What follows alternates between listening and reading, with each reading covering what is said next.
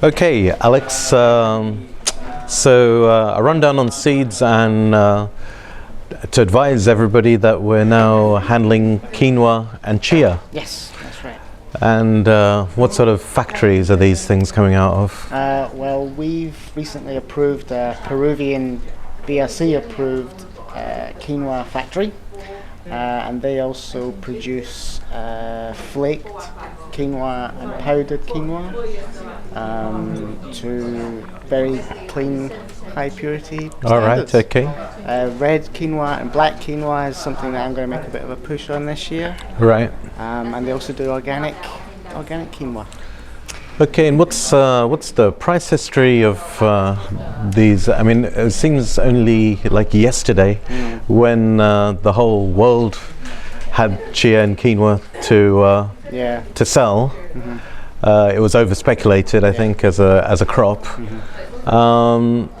and prices fell quite considerably. Where do you think we are in the price cycle now?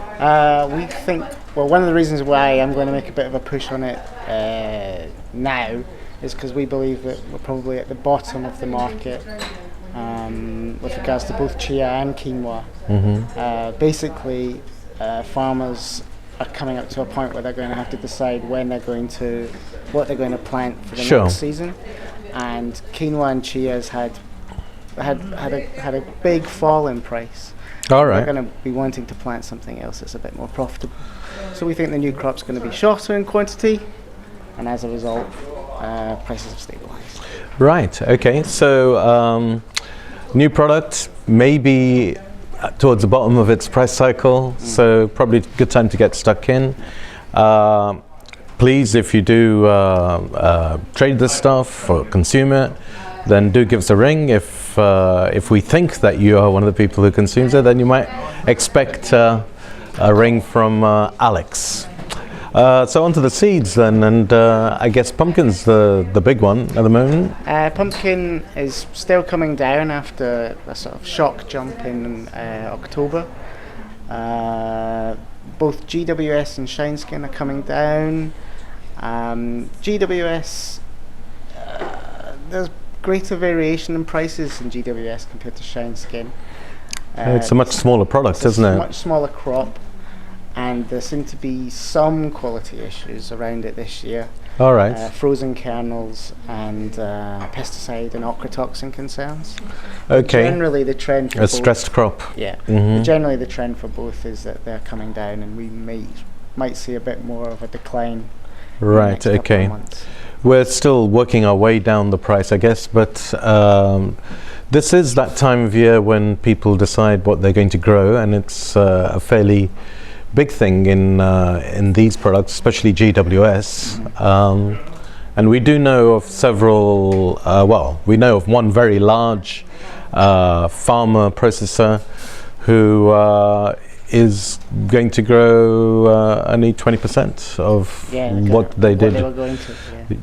So, it can flip around, but generally right now it's definitely on the way down. So we'll have to see how things are like in September. Of course, now is when they're making the planting decision. What about sunflower? Sunflower is stable actually at the moment. All right.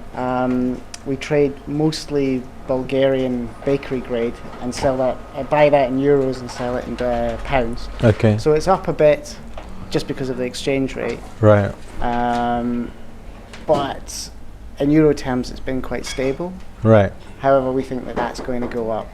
It's an average size crop compared to last year, and they ran out last year, so I think they'll run out quicker this year. Okay. The demand's, it's been such a cheap seed. Yeah. That it hasn't been knocked out of people's recipes or ingredients. Yeah, it should have taken a bit of ground, in fact, yeah. So we think it will run out quicker. Well, just like the seed mix that might get scattered on loaves and is sometimes full of pumpkin and sometimes not, depending on the price, etc. The oil market's the other variable consumer. That's right. And sometimes they say when a seed gets cheap enough, suddenly it'll become viable to increase its use in something which is just labeled as vegetable oil. Yeah. Which maybe is sort of what's happening with sunflower. yeah, I've heard that a lot of Ukrainian material is going for crushing. yeah. But Well, what about sesame? Sesame. It's quality oil. It's Yeah. probably the best oil you can get. So maybe they don't want to put too much in. But we're looking at some fairly cheap prices now for sesame. Is that correct? Yeah, that's right, and it's globally, it's a subsistence crop. Mm-hmm. So it's grown everywhere from Central America to all the African belt countries and India and Yeah. China. So there's a global glut on sesame. Yes, the oil demand will sort of stabilize it, and I think we kind of get at that point as well, actually. Yeah. So it might be a good time to buy sesame. Well, it's a very short crop. 6 weeks, I think, 6 to 8 weeks it takes to between planting and taking off. And I wonder, at these levels, how keen the Indian farmers will be to plant it. I mean, there's two schools of thought here. One is it's planted between two major crops of wheat. Because of the 8-week cycle, you can, sort of. So it's kind of almost like, why not? Well, one reason why not is last year they got 85 rupees per bushel, I think. Right. And Okay. this year they've worked it down to about 60. So Yeah. the farmers are unhappy with it. I mean, it's an easy crop to plant and to grow, and it's fast. Yeah.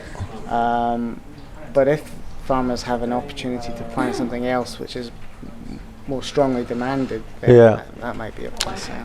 It's an easy crop to plant, but it can also be lost if the monsoon's too strong. If it's a bit of a fragile thing. So, but I suspect that there will be less planting than the previous year.